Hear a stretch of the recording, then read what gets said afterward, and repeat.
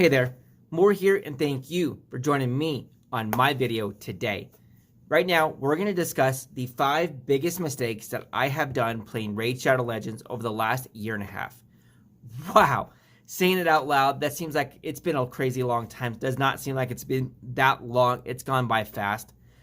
But I've made mistakes, and the 5 biggest mistakes we're going to discuss right now.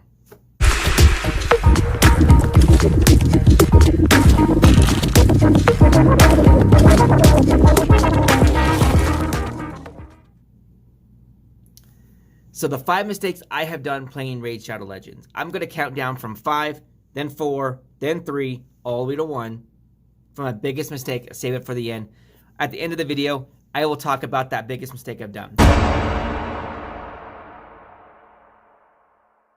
So my number 5th mistake that I think I've done, that I would call my number 5, is I have failed to do my research, right? I have failed to do the research on the champions before I decided to actually invest them. I looked at them at face value and said, you know what?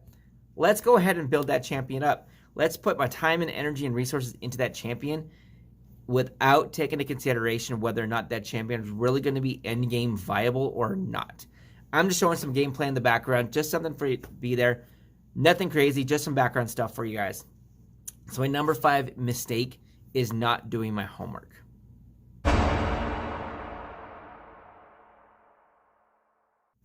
My number 4 mistake is going to be books, tomes, right?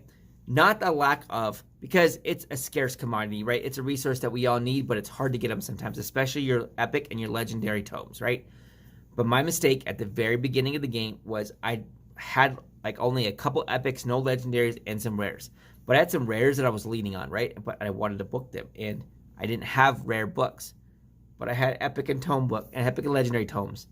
And I spent epic and legendary tomes on my rare champions to max them out because I was using them. Like, why not? I'm using those champions, right?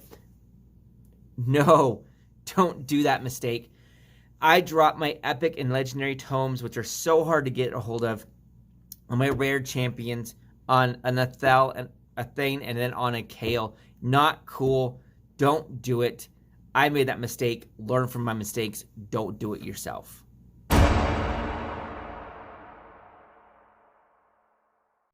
So my number 3 mistake was leaning on and focusing on flat stats, thinking flat stats were important. So yes, we all know in the gear, your weapon, your helmet, and your shield all have flat stats: attack, HP, defense. Not going to change for the primary stat. It's just simply the way it's going to be. So you just can't get around that. However, the bottom 3, or the middle 3, right? Your gloves, your chest, and your boots, they can all have a flat stat. They can all have a percent stat, right? So like defense flat or defense percent, right? I lean too much on the flat stats. Flat stats looks like you see this big, crazy, cool number, like especially when you max it out, you're seeing a couple thousands or whatnot, depending on the skill, right? HP, for example. No. 8% of the stat is much better. That percent is a percentage of the base stat of the champion.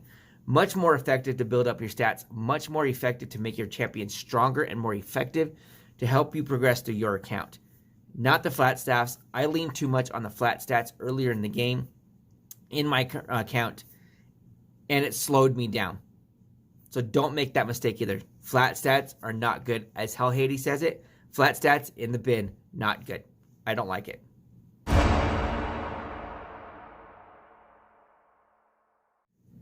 My number 2 biggest mistake is going to be undervaluing debuffs.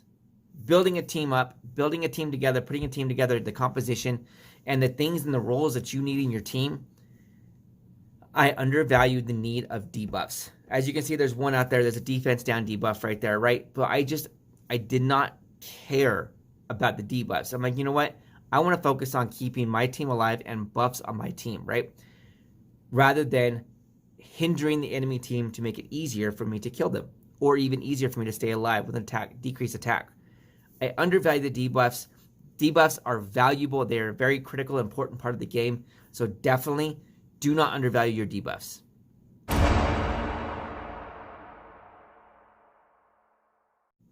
All right, So my number one biggest mistake I have ever done in this game, I get to in just a second. I want to let you know at the very end of the video, there's going to be the opportunity for you to be able to get into 2 different playlists.